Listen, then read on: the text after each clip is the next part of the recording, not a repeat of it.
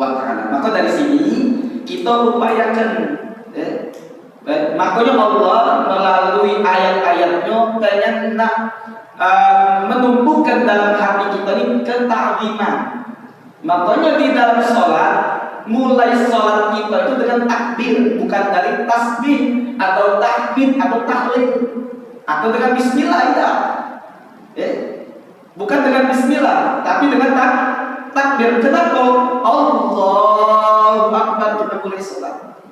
Biar benar-benar tumbuh dalam hati kita pengagungan kepada Allah. Ketika kita mengatakan Allah Maha Besar dengan lafaz takbiratul ihram Allahu Akbar, maka dalam hati kita keluarkan segala besar yang ada di hati kita terhadap selain Allah. Anak tidaklah yang besar, bini bukan sesuatu yang besar, harta, jabatan, rumah, tempat tinggal, kendaraan segalanya kecil kalau sudah dihadapkan kepada Allah. Jadi kita fokus benar-benar hati kita bisa hadir. Kita benar-benar merasakan kita sedang berbincang dengan Allah melalui iftitah juga Allahu Akbar kabira walhamdulillahi katsira wa subhanallah. Kemudian kita ikrarkan inna sholati wa nusuki wa mahyaya wa mamati lillahi rabbil alamin. Dari situlah bisa menambah kualitas. Baru kita masuk kepada rukun setelahnya, baca Al-Fatihah. Benar-benar ketika kita sudah diterapi dengan surat iftitah tadi, benar-benar kita merasa bagi Allah yang agung itu cuma Allah. Tak kata yang lebih agung, lebih besar dari Allah. Maka oleh karena aku paham tak kata yang lebih besar dari Allah cuma Allah yang besar, maka tidak layak ketika aku berbincang dengan Dia sedangkan hati aku di tempat lain. Jadi begitu juga Allah di dalam Al-Quran banyak menyebutkan ayatul kauniyah. Allah firmankan di dalam Al-Quran yang dianjurkan kita sekalian setelah bangun tidur biar hati kita terang. Kita baca surat Ali Imran ayat 190 sampai akhir surat. Sampai akhir surat Ali Imran. Inna fi khalqis samawati wal ardi wa ikhtilafil laili wan nahari la ayatin li ulil albab alladziina yadhkurunallaha qiyaman wa qu'udan wa 'ala junubihim sampai ya ayyuhalladzina amanu isbiru wasabiru warabitu wattaqullaha la'allakum tuflihun. Ini sunnah hukum. Nabi Muhammad ketika bangun tidur baca ayat ini sembari dia nengok ke langit. Apa dia terkandung di dalamnya? Terkandung di dalamnya Allah berfirman, sesungguhnya di dalam penciptaan langit dan bumi dan pergantian malam dan siang itu merupakan ayat-ayat tanda kekuasaan Allah bagi yang punya akal cerdas. Siapa yang mereka? Yang selalu mengingat Allah dalam keadaan berdiri, duduk, berbaring, kemudian mereka merenungkan di dalam penciptaan langit dan bumi. Kenapa harus mereka yang cerdas itu mereka yang merenungkan di dalam penciptaan langit dan bumi dan selalu berzikir kepada Allah? Karena orang yang melihat daripada penciptaan langit dan bumi tahu bahwa yang menciptakannya ini luar biasa mulianya, luar biasa agungnya. Kayak mana dia menciptakan langit 7 lapis yang tidak katik tiang jadi atap kita tidak katik sesenti pun yang runtuh dari zaman dulu sampai hari kiamat. Dengan segala macam planet, dengan segala macam bintang, bulan, matahari. Siapa yang menciptakan kalau tidak zat yang maha kuasa? Belum lagi di bumi. Bumi yang luar biasa kita diciptakan dari ini. Dalam satu kebun kadang-kadang ditanam banyak buah-buahan. Ada mangga, jeruk, tebu, rambutan, duren. Dengan satu tanah, satu air, satu pupuk. Rasanya manis kan, tapi manisnya berbeda-beda. Siapa yang buat beda? Ya kalau tidak zat yang maha kuasa. Manis pisang beda dengan manis duku. Manis duku beda dengan manis durian. Siapa yang bisa menciptakan? Kalau tidak, Dia itu maha kuasa. Bahkan jangan jauh-jauh kata Allah fi anfusikum. Di dalam diri kita ketika kita makan, siapa yang bisa ngatur makanan yang masuk kemudian ada yang jadi darah, jadi daging, jadi energi, kemudian yang tidak bermanfaat dia balik ke usus besar, kemudian keluar jadi kotoran siapa? Apa kayak gitu dokter? Kau jadi energi, kau jadi darah, kau jadi daging. Nah yang itu. Jadi kotoran itu. Ketika makan Allah yang ngatur, bukan si kaum. Seluruh yang ada di dunia ini, nah, dengan merenungi semacam ini bertambah pengagungan kita kepada Allah, yang kemudian dari pengagungan semacam inilah kita mempersembahkan ibadah. Nah, ketika mempersembahkan ibadah, maka persembahan kita inilah yang Allah sebutkan ayyukum ahsanu amala.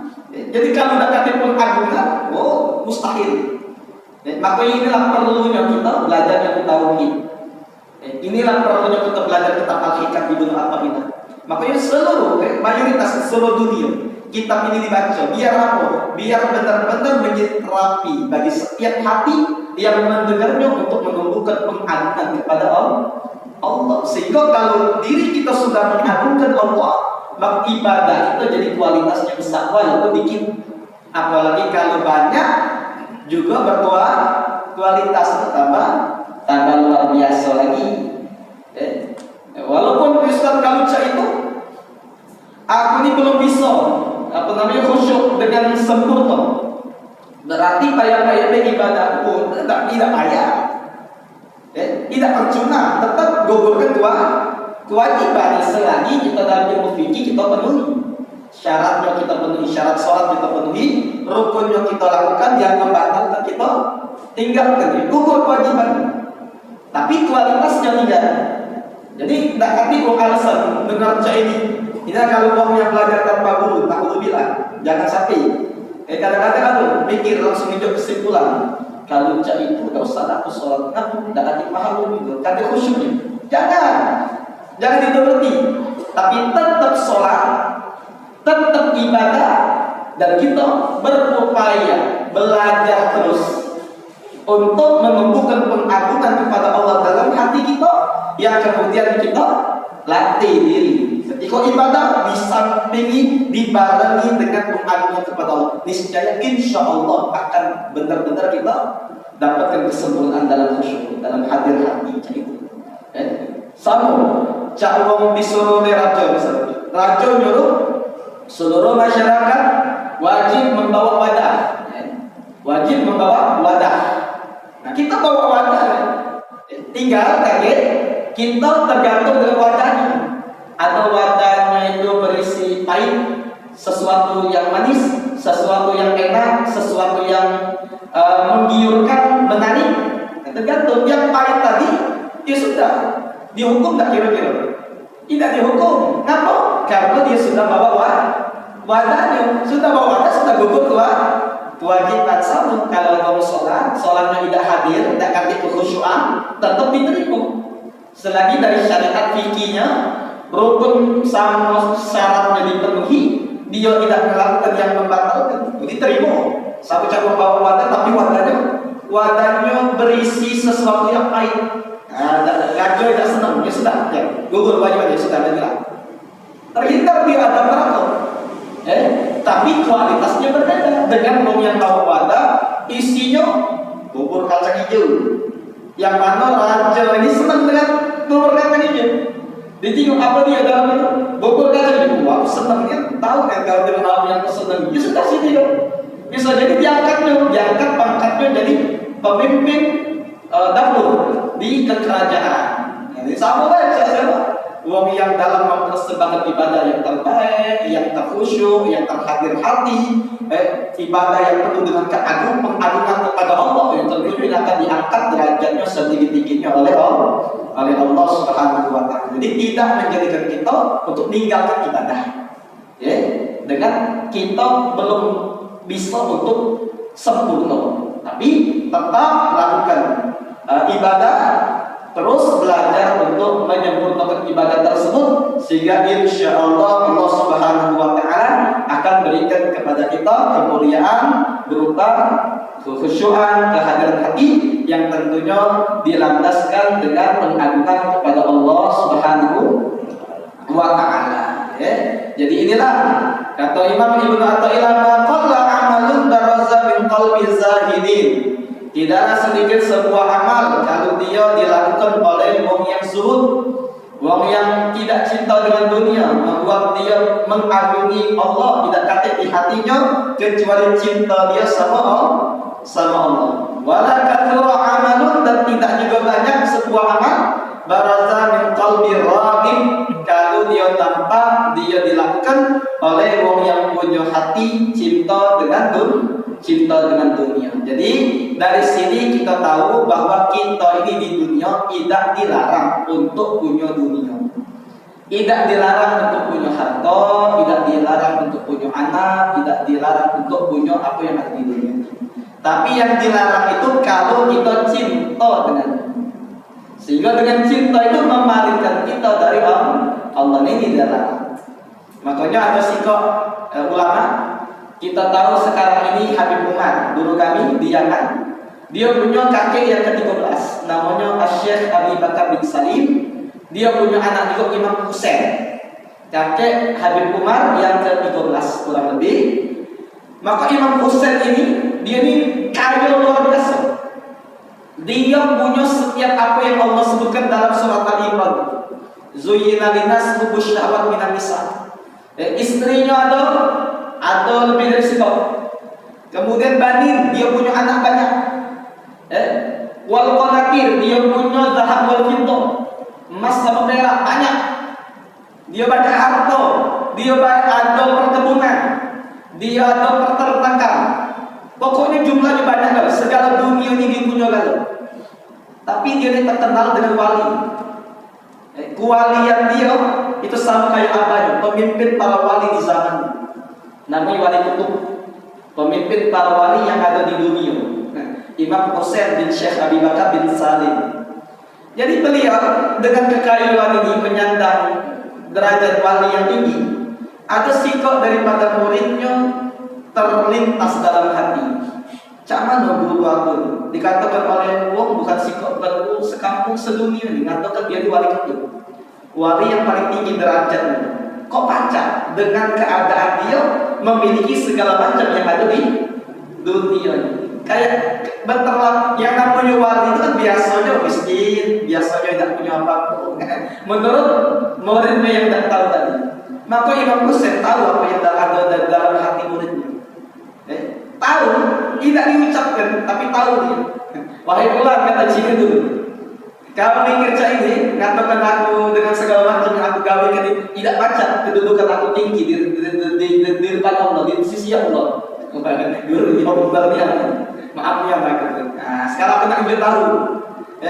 Kata misalnya, seluruh apa yang ada pada diriku ini, sekejap mata hilang harta aku hilang, bini aku hilang, anak aku hilang, kendaraan aku hilang, rumah aku angus, segala macam pertanakan perkebunan hilang kalau, maka bulu di tangan aku tidak akan bergerak. Artinya apa? Artinya biasa biasa di sisi aku ada harta sama dekati. Karena apa? Karena apa yang aku punya cuma sebatas terletak di tangan aku, tidak masuk ke hati. Kalau aku yang ada di tangan hilang ya sudah. Kenapa? Karena tidak masuk di dalam hati. Beda kalau ada orang yang punya harta, punya dunia, masuk dalam hati, sedikit berkurang masuk ke Allah. Apa yang kata tadi? Kemarin itu ada cerita orang di Palembang ini, ketika dia punya harta tidak baca tidur lagi tidak baca, harus minum obat tidur 500.000. Ngapa? Karena dunianya, cintanya sudah masuk ke dalam hati, sehingga tidak nyenyak gitu. Baru itu ingat, yang bukan ingat, my baby, tidak berkurang, takut berkurang. Nyengok mobil di depan tidak masih, sampai dia tidak fokus lagi, bahkan tidak menikmati lagi, bahkan menjadikan dia risau. Nah ini kalau ada orang yang benar-benar cintanya kepada dunia masuk ke dalam hati. Jadi orang yang zuhud boleh-boleh baik dia punya dunia, punya harta, punya jabatan, punya segala macam. Tapi sampai Nabi Sulaiman, segala apa yang dia miliki Allah karuniakan kepada dia untuk Allah. untuk mendekatkan dia kepada Allah. Atau kalau ada orang yang yang miskin tapi dia juga tidak bisa mengendalikan kemiskinan, hatinya selalu pengen ini daripada dunia, maka ini tidak bisa juga dinamakan zuhud. Bahkan dia kalau ibadahnya kualitasnya rendah. Kenapa? Harta tidak punya tapi cinta kepada dunia luar biasa. Ini alhamdulillah dia orang yang semacam rugi. Di dunia miskin, di akhirat juga miskin. Kalau baca kita nih kaya dunia, kaya akhirat. Kalau miskin di dunia ya sudah, di akhirat jadi kaya. Kayak itu kalau baca. Kalau harus menjadikan kita sama di dunia, ya sudah cukup di dunia sementara.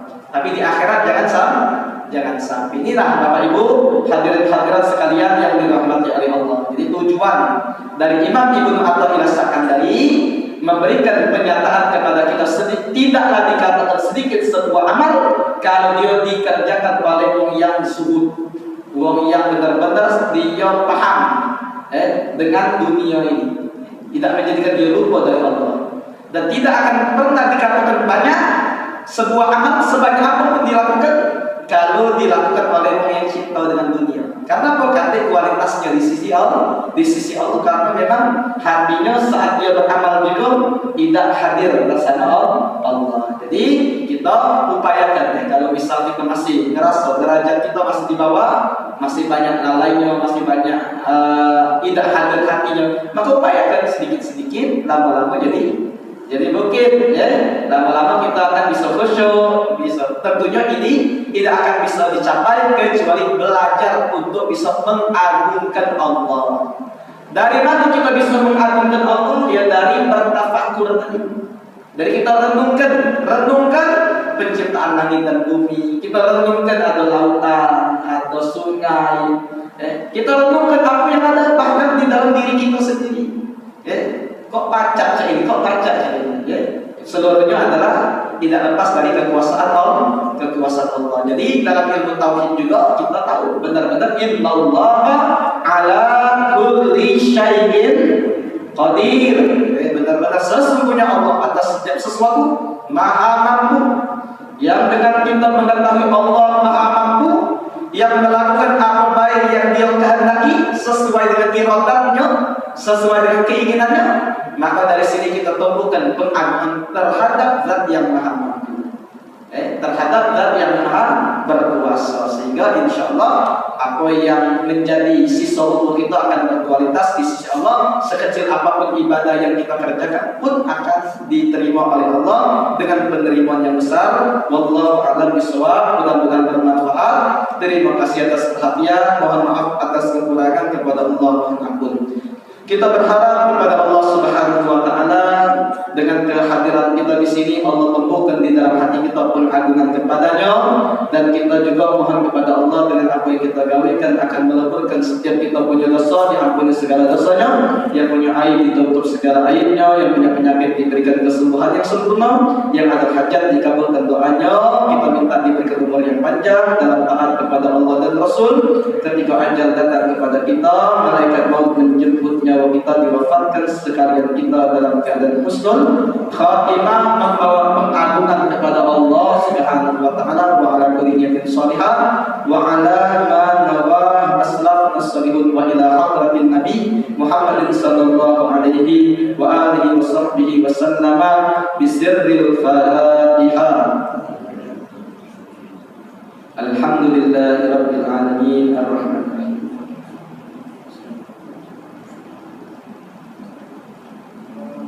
Biarkan Bapak Ibu sebelum kita tutup dengan doa ada 3 menit lagi kalau ada yang nak ditanyakan dalam materi atau keluar materi kita.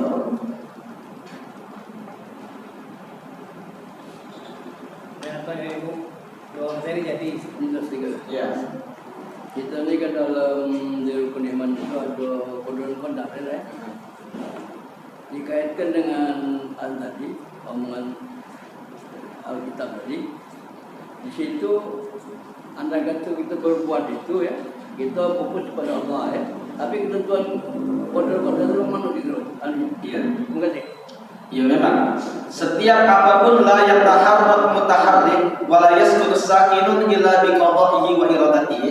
Ini menjadi akidah kita Ahlus Sunnah wal Jamaah. Tidak ada yang bergerak untuk melakukan kejahatan atau melakukan sesuatu yang terjadi pada diri kita.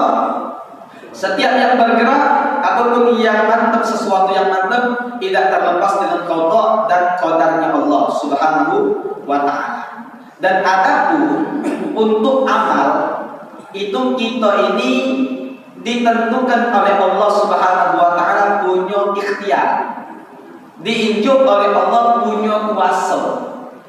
Kekuasaan untuk kita memilih mana yang kita pilih dari amalan. Makanya Allah katakan ayyukum ahsanu amalan. Itu artinya bisa berikhtiar. Dan ikhtiar itu tidak lepas daripada apa yang Allah kehendaki. Allah pengen kita berikhtiar. Nah, untuk memilih, arti ikhtiar itu memilih. Untuk memilih amalan yang akan kita dapatkan, cara amalan itu juga apakah berkualitas atau tidak. Nah, kita yang pilih. Yang pilihan kita ini adalah kehendak Allah. Memahaminya. Jadi segala apa yang di dunia dari Allah, bahkan amalan kita 4 bulan kita dalam perut Allah sudah tentukan. Kemudian yang kita perlu pahami juga, kita disuruh oleh Allah pilih. Allah kehendaki dengan qada dan qadar kita bisa memilih. Apa yang kita pilih? Kita pilih untuk beramal baik atau buruk. Makanya Allah mengutus Rasul menurutkan kita. Kalau kita tak kasih pilihan, seluruhnya ini seperti Qadariyah, seperti Jabariyah. Yang katanya kami ini tak kasih kekuasaan apa, tidak baca pilih. Seluruhnya dari Allah. Baik kami buruk atau dia, berarti Allah zalim dengan hamba. Kenapa? Dia yang menentukan hamba untuk berbuat jahat, kemudian dia ngazab, zalim berarti. Maka Allah katakan dalam Al-Quran, wa mallahu bidzallamin lil abid. Allah tidak zalim dengan hamba-Nya. Camano. Dalam yang utamanya, maka Allah memang menentukan amal perbuatan hamba-Nya. Dan di dalam menentukan amal perbuatan itu atau diberikan oleh Allah kekuasaan untuk memilih. Nah, kemudian Allah ciptakan akal bisa membedakan antara baik dan buruk. Kemudian untuk membedakan juga Allah fasilitasi dengan apa? Diturunkan kitab yang berupa petunjuk mana yang baik dan buruk, dan juga pemimpinnya. Siapa? Rasul Nabi Muhammad SAW yang menutupnya. Paling afdalnya Rasul tidak akan kebaikan kecuali sudah diajarkan oleh Nabi, tidak akan kejahatan kecuali seluruh sudah diwanti-wanti oleh Nabi. Tinggal kita bisa tak kita, dan kita juga dilengkap dengan hawa nafsu. Nah, ini hawa nafsu sebagai ujian, cobaan. Begitu juga fasilitas hawa nafsu itu setan yang bisiki. Kan kekuatan setan itu lemah, tapi dia bisiki